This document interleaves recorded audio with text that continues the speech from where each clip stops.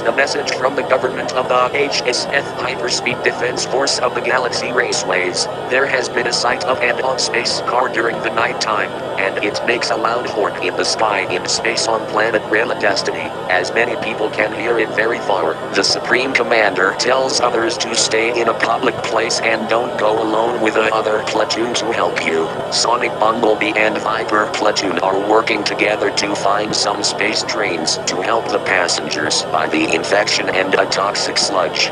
People and HSF cars and members of HSF have been missing. If you see a strange HSF car, run away as possible. Lock all your doors and windows at night. Scientists and the Raceway government will try to solve this. Thank you for your time and stay safe.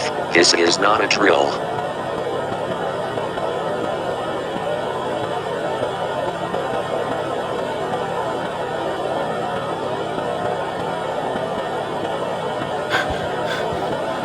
Oh God.